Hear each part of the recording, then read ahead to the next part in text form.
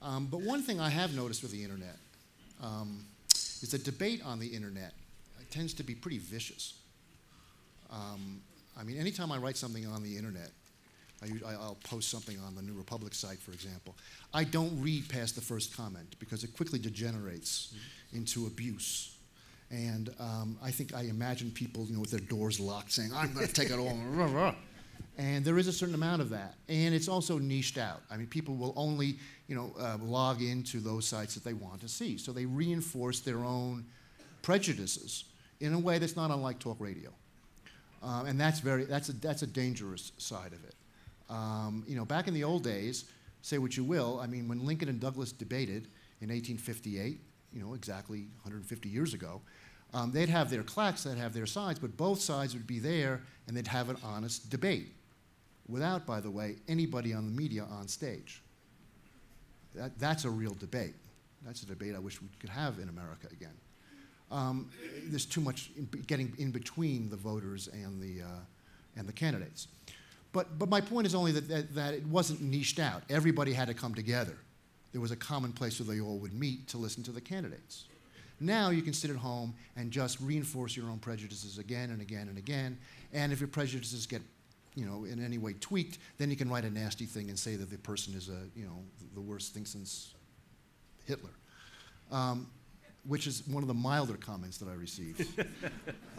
So I would just say that there's good and bad in these things, and we have to be careful about both of them as we go forward.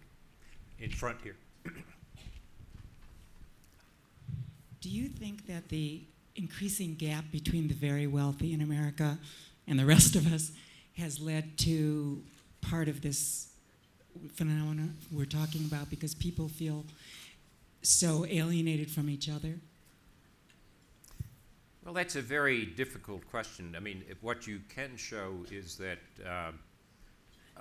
technology, I think David Brooks talked about this a little bit earlier, that technology is meaning that without a lot of education, you're not going to have the flexibility to earn the higher incomes that you would. So there are a lot of people who are stuck. We tend to blame this on foreigners and international trade and so forth. Most of the economists that I've seen who've done careful studies, they say that the Chinese are about 10% of the cause, and that the largest part of the cause is the way technology is changing. If you were a high school dropout 50 years ago, you could get a very well-paid job swinging a hammer in a steel mill. You're a high school dropout today, you're not going to get a very good job. And so technology has changed that, and I think that is being felt by people you're referring to, that incomes have not increased in that same proportion. But I also think it's not simply an income gap. In other words, if you look back to this question of what happened to the Sam Nunns, the Jake Javitzes, I mean, where did that center go? Lyndon Johnson, when he signed the Civil Rights Act in 1964, said, I have just signed away the South. And what you see from the 70s, late 60s, 70s, to now has been a total realignment. It used to be the solid South. So you had a Democratic Party that went from James Eastland to Hubert Humphrey because Eastland, the only way he got elected was as a Democrat. Nowadays, Eastland couldn't get elected as a Democrat.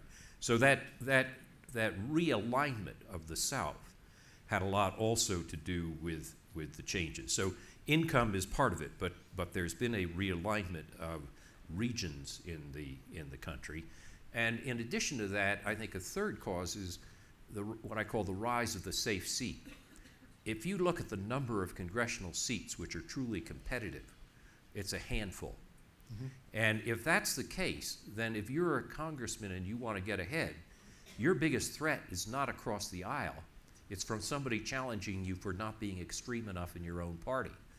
So the rise of the safe seat, which has a lot to do with redistricting, has also contributed to this. So this dropping out of the middle that Sean adequately described, I think, has a number of causes. Income dissatisfactions and income disparities are part of it, but I think these other factors are also very important.